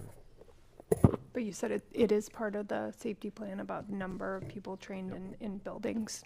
Okay. But I think, for the point of, and what the safety committee wants to do is provide the bulk of our staff with first aid training. As many people as we can get to be trained, even if it's just basic first aid. That's something that we've talked about for a while now. Can I ask about, so basic first aid, if we're concerned about school shooters, like, yeah, I just wonder if basic first aid, right, like somebody at a pool or something, like somebody slips and falls, like, I think that's different than somebody getting shot with an AR-15 and you just needing to somehow staunch bleeding. So, like, can we just check if the first aid training is training for this? I think to Bill's point, like, it's combat training. They're being shot with a military weapon. So, like, we might need to add just, like, how do you pack an explosive wound in a child and keep them from bleeding out, or, like, because I've taken first aid training and I don't think I ever got anything like that. And it's horrifying to think about, but, like, if that's the reality, like, we just need a short segment about, like, God forbid this happens, how do we make it as less bad as possible? And to piggyback off of that, I think what Bill's point is also, if you're sequestered in the classroom and no one else can get to you, it doesn't matter if you have other people in the building who are trained. It's got to be. Can we have a 10-minute training every on just, single like, teacher? What can you do to just, like, take off your shirt and pack a wound, or whatever it is you're supposed to do? So what we've talked about on the committee, at the committee so far, is the Stop the Bleed, which involves the tourniquet, I believe, and I'm not an expert on the Stop the Bleed, but I know it's the tourniquet piece that you're trained on, how to stop a wound that would come from a firearm. Okay, great. And the kits that we've also looked into purchasing are the Stop the Bleed kits. Okay, great. They're not a regular first aid kit. I mean, in basic life support, when you get trained for either basic or advanced life support, stopping the bleeding is always part of it. What you have at hand is a whole different question. Who has the presence of mind to administer the life support is a whole different question. I appreciate that we're thinking about these things, but I also appreciate that the Safety and Security Committee is thinking about all the steps before then and preventing an active shooter on campus, or preventing something terrible like this happening. Because we can and should train as many people as possible, but there's so many other variables that go into it. I'm sad to say that, but it's true. Yeah, that's actually a really good point, Megan, because that has been the committee's really almost complete focus for a number of years now, has been never to get to that place. Alice, there's a last step in Alice, and that last step is countering. Basically, but that is the very last step. That is after everything else has failed in an emergency situation. So, and this would obviously be, if that has failed, this is the very last thing that you would do. So you're right. Most of the committee's work has not been on this part, and I think that's why we've prioritized other things prior to this.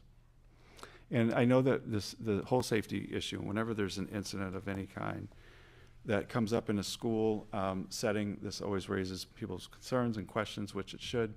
I did do a series on this, and I'm not trying to ask people to go and watch the series again, but it just explains in a better way than we can do at a board meeting in a few minutes or whatnot. Just all the things that we're providing in the district, and it's not just physical safety, it's emotional safety. Those things are really intertwined.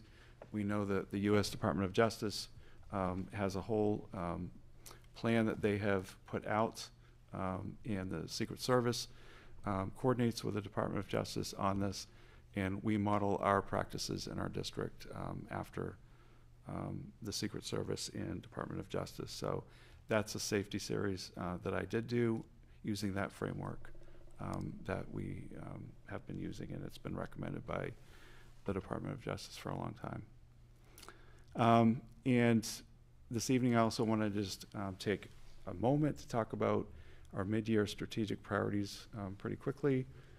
I'll go through this. I know it feels like it was just the other day when I introduced this for the year, and it's like, what are we talking about this year already? But believe it or not, it's just about mid-year. Last meeting. So in the deliverables, just reminding you that we have draft priorities that went to the board in September. You heard from school principals about their coordinated site improvement plans that are related to the district plan that we have, strategic plan. In October, you heard from the district directors. Now we have the mid-year progress report, and then in June, there'll be a year-end summary, progress summary as well. So this is just mid-year. These are our strategic priorities currently with the plan that's been in place since 2018. It's been tweaked a little bit over the years since then by previous boards. Skills for the 21st century, early childhood education, every student college and career ready, and wellness. So, Portrait of a Greeley Learner, we are really hoping to land this one this winter and have it come to the board. There's been a committee that's been working on the Portrait of a Greeley Learner for longer than we expected. But Mari Trebelcock is the administrator who's coordinating this, and we expect that to be to the board, this spring or winter. And these are portable skills for the 21st century, and what do we want our graduates here to be able to do in terms of skills before they leave us. Safety and security. Aligning school level plans with a revised emergency plan. The Bright Chat emergency communications is actually being shifted to a different communications that we are going to be adopting. Cybersecurity plan came for a first read to the Safety and Security Committee, so that will be coming to the board for approval. And then we are in year 3 of ALICE implementation. Supporting our students. Continued focus on emotional safety, reducing chronic absenteeism, supporting our staff. We have a support staff plan. Many of those components are from last year with enhanced onboarding, retention, and then staff feedback. For curriculum, the focus areas this year are literacy and math. And these are just reminders from September. On literacy, we have a pilot that, especially at the elementary level, that some decisions will be made as to a comprehensive literacy program at the elementary level. And in math, the math leaders and specialists are working on a scope and sequence for math all the way through, which is something that we haven't updated for many years. For the one campus, I'm sure you're very familiar with where we're at for most aspects of the one campus. And right now, the site plan is at the planning board level, and obviously you approved the artificial turf field proposal at the last meeting. Traffic and parking upgrades, I mentioned earlier in the meeting. The maintenance building will be going out to bid next month in January. SRRF renovations for Mabel Wilson School will be completed in February. Some of that work will be done next week over the break, and then the rest of it will be done in February. and that will complete that project. We're about 80% complete now at this point. Everything else is in flux, but the building committee continues to work through the construction so that we have those construction documents completed within 2 or 3 months. So the mid-year report, and I kind of tried to make this as simple to read as possible. The leadership team and myself go through this priority scorecard and just estimate where we're at. With the One Campus project, the outcome that we're looking for is that bid documents are completed. Obviously, we're not there. That's construction documents ready to be bid. That's our final outcome. And that the building committee works with the architects on design of a new school and related projects. And we're estimating that's about 50% complete based on that outcome. Also, for One Campus, completing the renovations, as I mentioned, for MIW, we are 75% or more complete with that project at this point. For safety and security, looking at our emergency plan updates for each school, we have our district emergency plan, which was updated last year. Now each school is updating theirs. We're about 50% completed, so we're on track with those to be done by the end of the year. Cybersecurity plan, again, went to the Safety and Security Committee. It will go to the board once it is in final draft form. I'd say we're about 50% completed with that plan at this point. Social emotional well-being of students, reviewing measures for addressing the MIHAS data.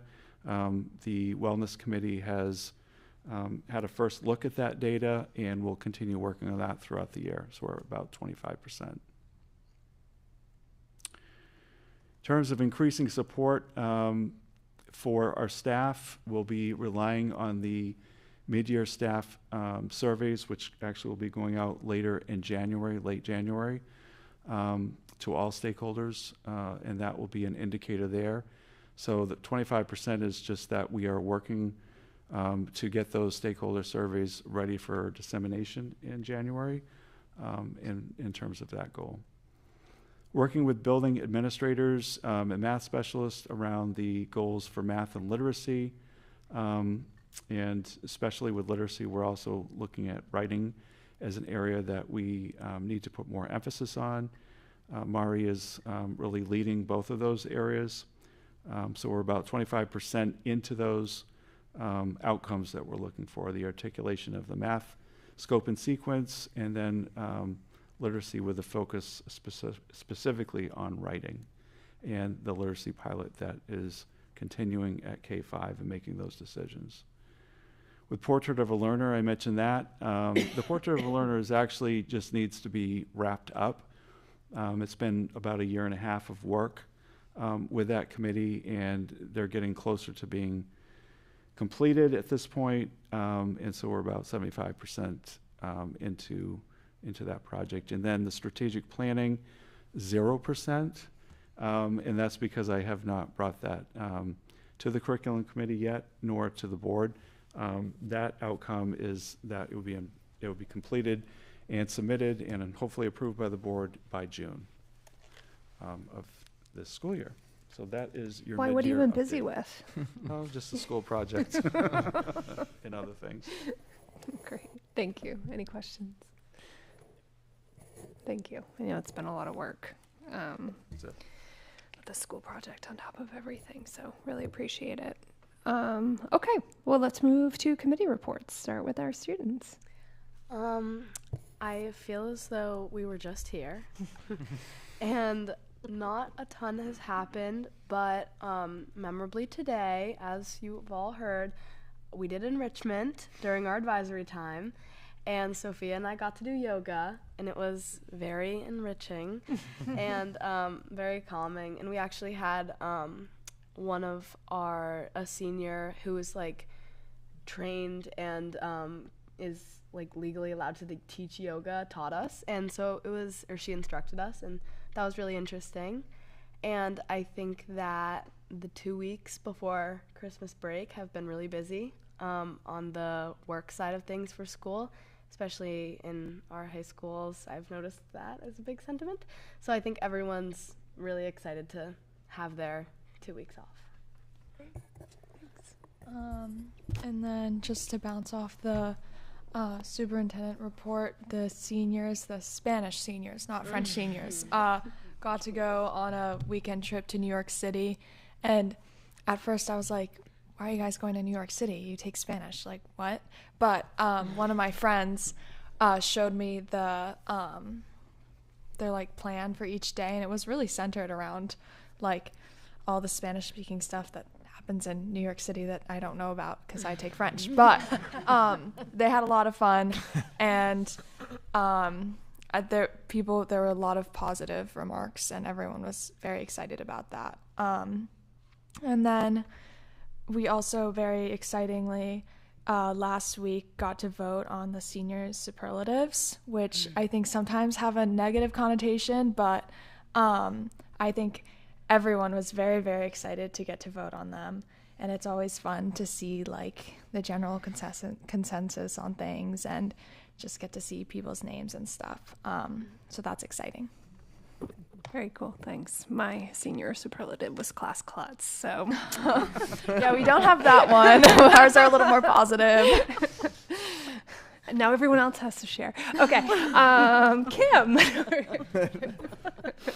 Finance. My superlative was I didn't get a superlative. So. Nothing to report for finance. Scott has been busy and sick. But I know that the pre-budget work has been happening, so it just has not gotten to a point where it is able to be brought to the finance committee. So January will be a busy month, February will be a very busy month, and March will be a super busy month for us as the finance committee.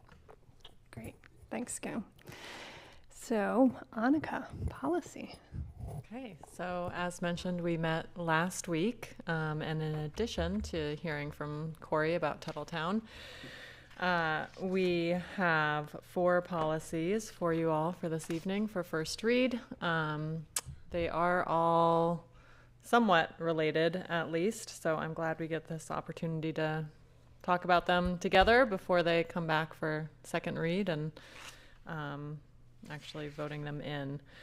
So starting with JLF, Child Abuse Reporting, Prevention, and Education, this was really an expansion of the truancy aspect of the definition of child abuse or neglect to include not only 6-year-olds, but those who are age 5, under 6, and have been voluntarily enrolled in school and met the other truancy requirements. So expanding that definition of truancy under child abuse or neglect in accordance with law, and also sex trafficking as part of that definition as well. The other significant change there is the ability to report electronically and not just filing written reports with DHHS or the district attorney, and then just some language changes throughout. But those are the highlights, and certainly if there are questions, happy to take those. But while that simmers, the 2 deletions are also related to child abuse and neglect policies. One was an administrative procedure, which is very repetitive of the process that is very fully and laid out in a detailed way in the policy itself. Over the last couple of years, at least, we have also been moving away from having so many administrative procedures separate from policy. So again, because it's redundant with what's laid out in the policy itself, Drummond Woodsum agreed that it made sense to not keep that administrative procedure. And similarly with JLFA, you'll notice actually at the end of JLF, if you do have it open, there's a couple of sections in blue around awareness and prevention education, which is, was more the focus of JLFA. So to prevent confusion there, that's really just been integrated into one full policy. And then the other policy that is on for first read to move forward and accept is related to truancy. And again, having spoken about that with regard to how it relates to child abuse and neglect, those are the changes that you then see also reflected in the truancy policy. I think those are the highlights. If anyone has anything else to add from policy.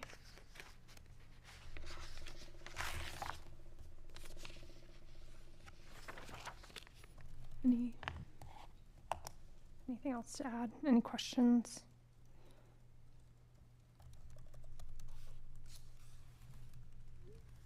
So the additions at the end of JLF, the training for school employees and the prevention for students, you're saying that's not new, that's just been moved to this policy?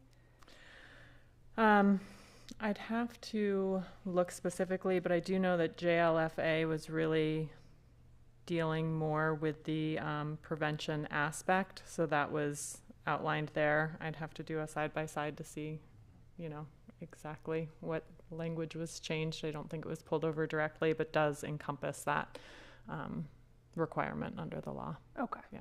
So that's adhering to the new legal requirements. Okay. Yeah, and this, the language that we work with is often coming from sample policies from Drummond Woodsum, and I believe that in this case that language is specifically from their sample policy. Okay.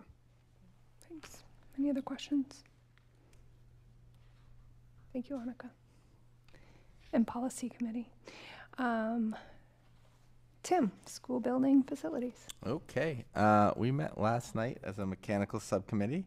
We talked more HVAC, and I tell you, if you're interested in your HVAC system and if it's efficient or not, what you should put in your house and what you shouldn't, look at the agenda, and if we have Bennett Engineering there, we have, the lead of Bennett Engineering knows everything. He should be about everything, it feels like. And so he's really interesting. He came and presented last night. We talked about the proposed HVAC system, and he gave us a comparison. Right now, we're looking really good versus the comparison, which was essentially like an all-electric. But we have kind of an understanding of what our operational costs are for the year with the current plan, and it's very good. But we are asking to push a little bit more and get another comparison, just to be sure on that. But we should be approving that system probably in our next meeting next time. And then we'll talk about electric as part of that subcommittee.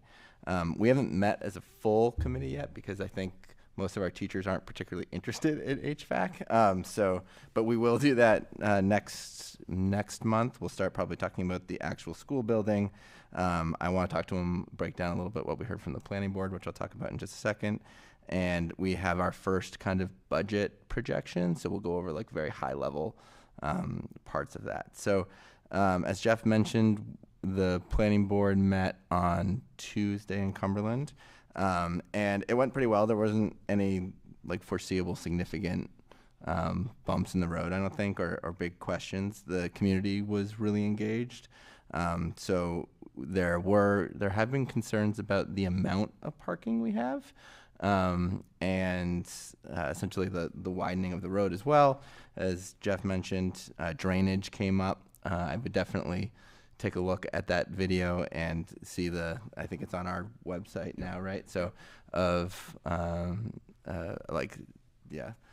what our drainage plan is, and it's a really good representation of historically what it was and how we've mitigated and some of the risks that we currently have, and both what our responsibility is as a district and also what the town's responsibility is.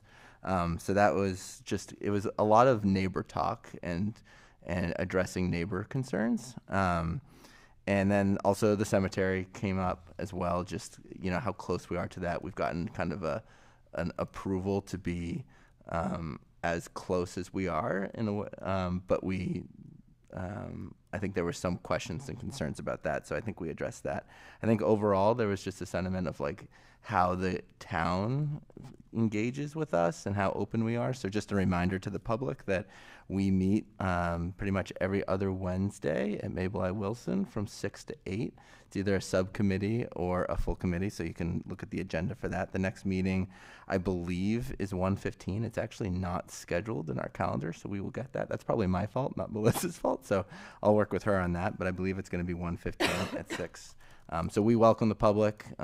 We often have opportunities to engage with the public, but it just has me thinking that maybe we should do some kind of very focused public Q&A session with them at some point. So I'll be looking into figuring that out.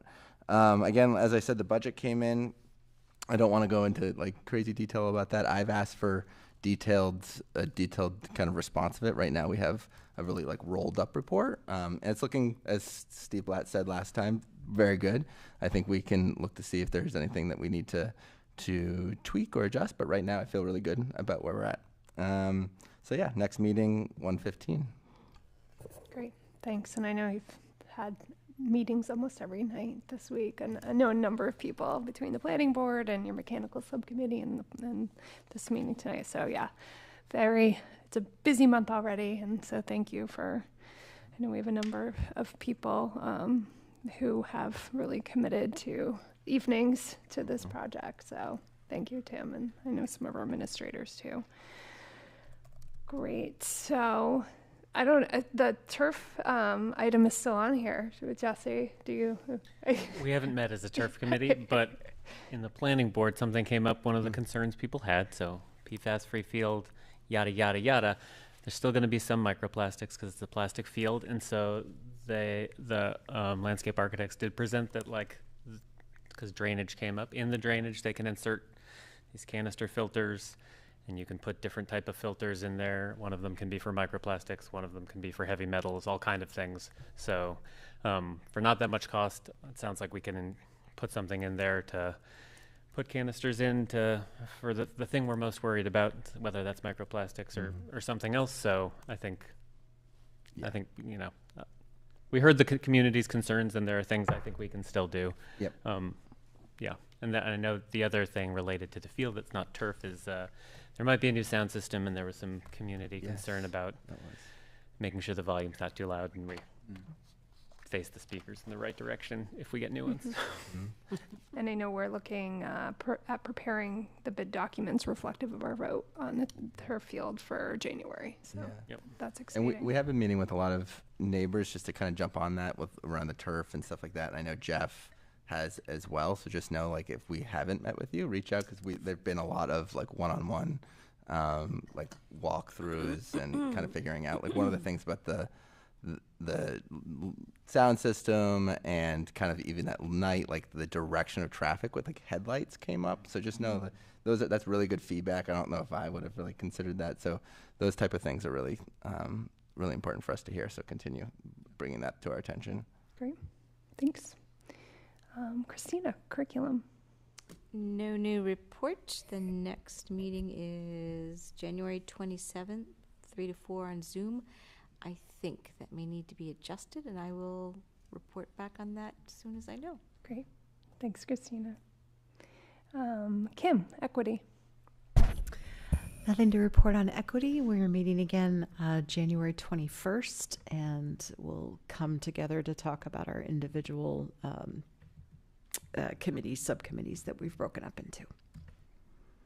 Great, thanks. Are there any ad hoc committee reports? Wellness committee met. It's an awesome group, really good parental involvement.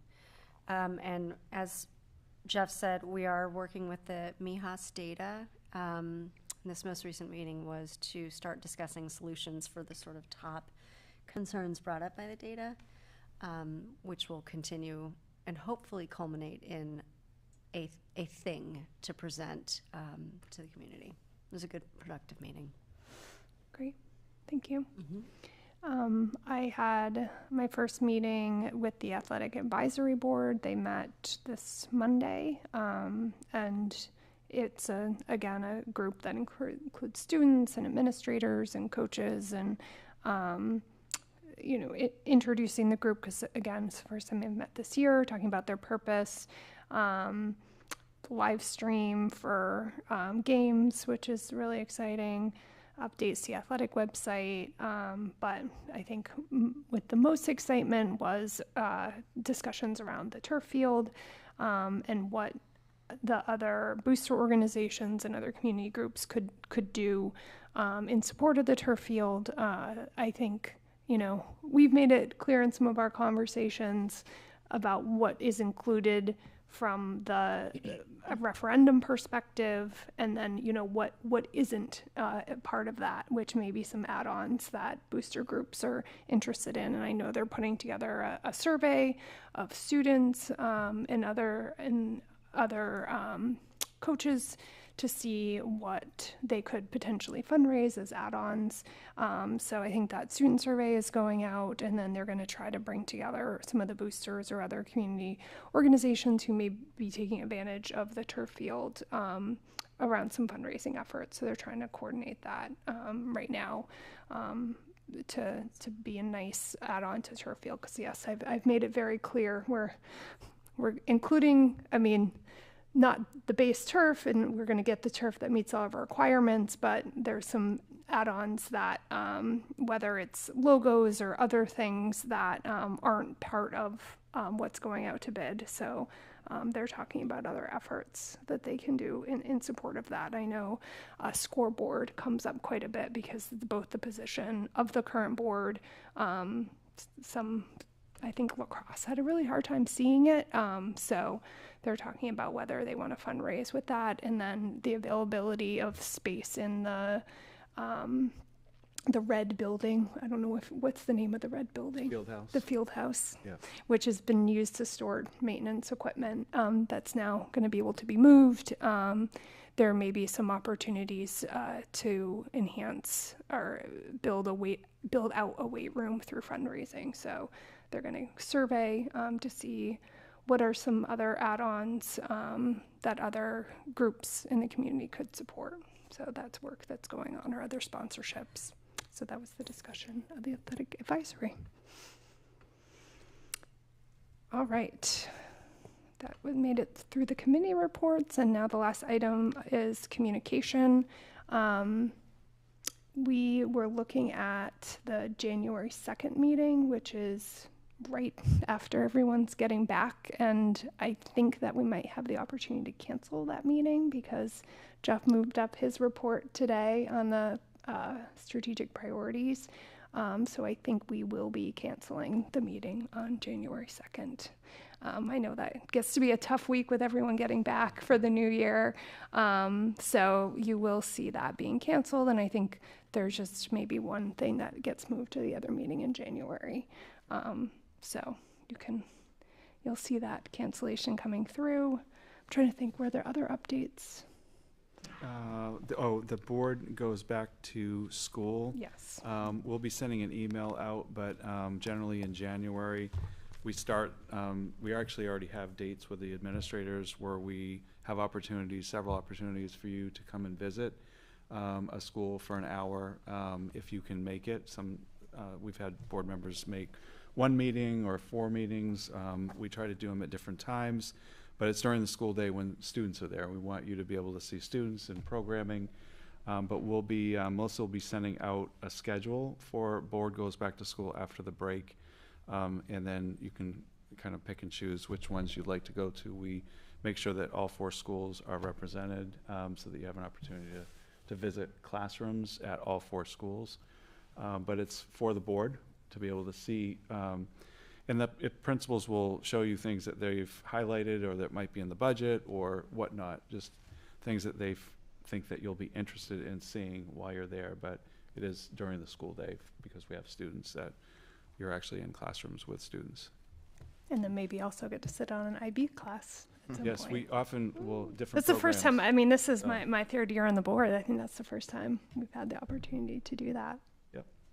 So that's exciting. Well, I also would just like to end a little of how I started. Wow, 2024, what a year. I am so proud of being part of this board, and I know how hard our staff and teachers and administrators work to make this district an incredible place, and really grateful to be part of this board as well. The amount of work that goes in behind the scenes to do everything that makes the success, and the volunteers from the community that's on this board. Just thank you for being part of this year, and I'm really looking forward to all that we have ahead in 2025. So thank you. But wow. Was this also the fastest meeting? Don't jinx it. Annika, at one point I was like, we might be done before Annika even gets here. But can I get a motion? I move to adjourn. Second? Anybody? Second. Thank you, Tim. All in favor? Great. It's unanimous. Thanks, everyone. Hi. Happy holidays.